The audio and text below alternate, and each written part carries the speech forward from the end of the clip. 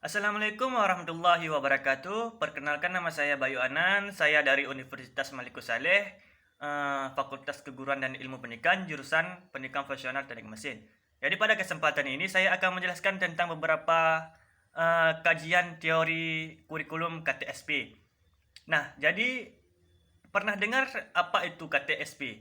Nah, pengertian KTSP ini adalah kurikulum yang operasionalnya yang disusun, dikembangkan dan dilaksanakan oleh setiap suatu pendidikan dengan memperhatikan standar kompetensi dan kompetensi dasar yang dikembangkan Badan Standar Nasional Pendidikan. Jadi konsep dasar KTSP ini dalam Standar Nasional Pendidikan dalam pasal 1 ayat 15 ini menyatakan ditemukan bahwa kurikulum tingkat suatu pendidikan atau yang lebih dikenal dengan KTSP adalah kurikulum operasional yang disusun dan dilaksanakan oleh masing-masing suatu pendidikan dengan memperhatikan dan berdasarkan standar kompetensi serta kompetensi dasar yang dikembangkan oleh Badan Standar Nasional Pendidikan. Jadi KTSP ini disusun dan dikembangkan berdasarkan Undang-Undang Dasar Nomor 20 tahun 2013 tentang Sistem Pendidikan Nasional. Pada pasal 36 ayat 1 dan 2 sebagai berikut. Jadi terdapat yang pertama ada pengembangan kurikulum dilakukan dengan mengacu pada standar nasional pendidikan untuk mewujudkan tujuan pendidikan nasional. Yang kedua ada kurikulum pada satu jenjang dan jenis pendidikan dikembangkan dengan prinsip diverifikasi suatu dengan suatu pendidikan, potensi daerah dan potensi didik.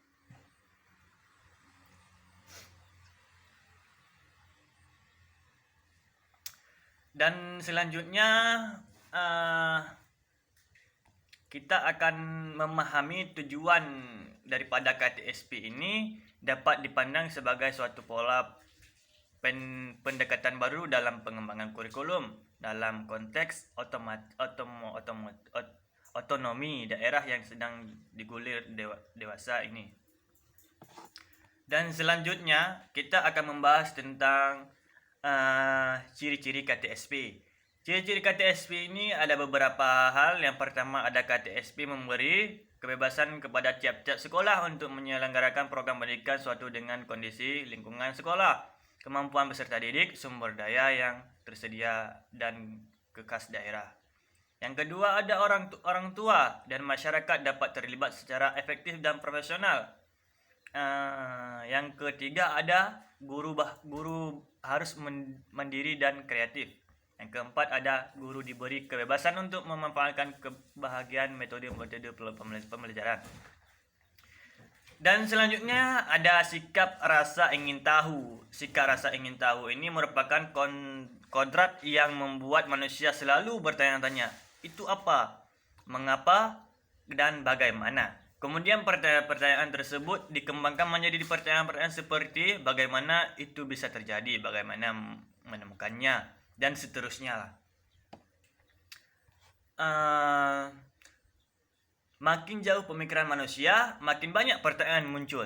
Makin banyak usaha manusia untuk menemukan jawaban dari pertanyaan-pertanyaan, manusia akan merasa puas ketika sudah menemukan jawabannya dari suatu pertanyaan-pertanyaan tersebut. Namun, jika belum terjawab, maka mereka akan mencari dan terus mencari untuk menemukan jawaban yang mereka inginkan.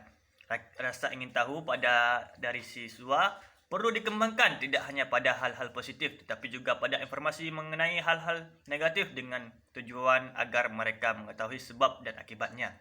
Menurut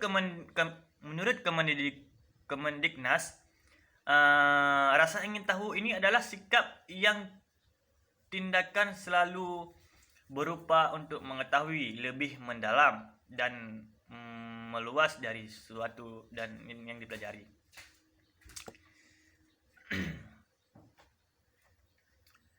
Jadi dalam kurikulum KTSP ini terdapat teori-teori pembelajaran, diantaranya adalah teori konstruktivisme. Jadi pengertian konstruktivisme ini, konstruksi berarti sifat membangun dalam konteks filsafat pendidikan. Sedangkan konstruktivisme ini adalah suatu upaya membangun tata susunan hidup dan berbudaya modern. Jadi cukup sampai di sini. Sekian dari saya. Lebih dan kurang saya minta maaf. Assalamualaikum warahmatullahi wabarakatuh.